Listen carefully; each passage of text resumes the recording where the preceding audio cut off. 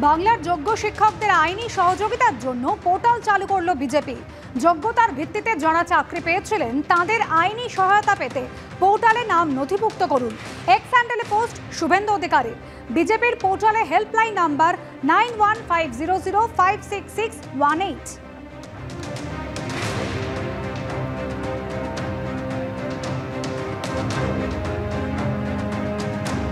যোগ্য শিক্ষকদের আইনি সহযোগিতার জন্য পোর্টাল চালু করলো বিজেপি। প্রধানমন্ত্রী রাজ্যে নির্বাচনী প্রচারে সে আইনি সহায়তা দেওয়ার আশ্বাস দিয়ে গিয়েছিলেন। যোগ্যতার ভিত্তিতে যারা চাকরি পেয়েছিলেন তাদের আইনি সহায়তা পেতে পোর্টালের নাম নথিভুক্ত করুন। এক্স হ্যান্ডেলে পোস্ট করেছেন বিরোধী দলনেতা শুভেন্দু অধিকারী। আর এই পোর্টালের হেল্পলাইন নাম্বার 9150056618।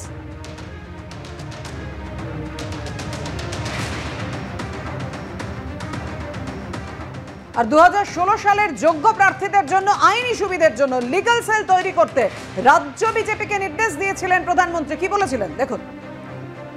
मैंने बंगाल बीजेपी से कहा है कि प्रदेश स्तर पर एक लीगल सेल और एक सोशल मीडिया प्लेटफॉर्म बनाया जाए। इससे उन लाभार्थियों को मदद होगी जो डॉक्यूमेंट्स सही होने के बाद भी इस घोटाले के शिकार हुए। সন্দেশখালীর একের পর এক ভাইরাল ভিডিও ঘিরে যখন শোরগোল পড়ে গিয়েছে তার মধ্যেই বিজেপি প্রার্থী রেখা পাত্রের মনোনয়ন। তার আগে শুভেন্দু অধিকারী মিছিল করলেন এবং সেখান থেকে হুঙ্কার দিলেন। সন্দেশখালীর ভিডিও ভাইপো এবং আইপ্যাকের করানো, টাকা দিয়ে ভাইরাল ভিডিও, আইপ্যাককে প্যাকেজ করে দেব, কি বলেছেন শুভেন্দু অধিকারী শোনাবো।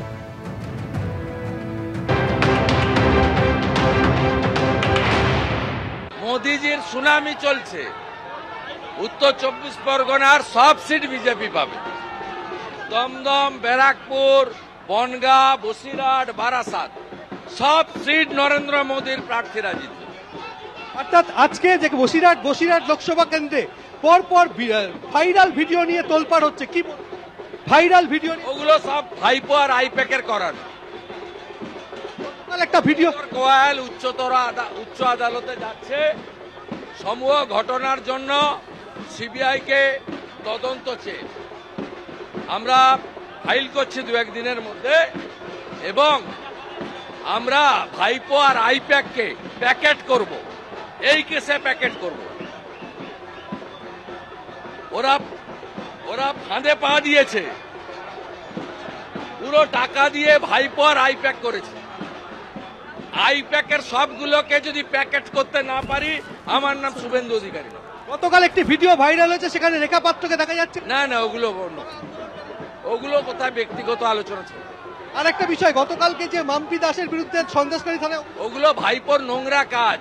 সন্দেশখালীতে প্রদীপ মণ্ডল, দেবদাস মণ্ডল সহ 3 জনকে খুন করে লাশ এখনো পাওয়া যায়নি, এটা কি মিথ্যা?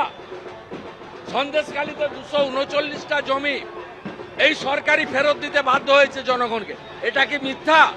সিবিআই আসার আগে রেপ, মলস্টেশনের 3টে এফআইআর মমতার পুলিশ করেছে। এর উত্তর 1 জুন বসিরহাট দিয়ে দেবে।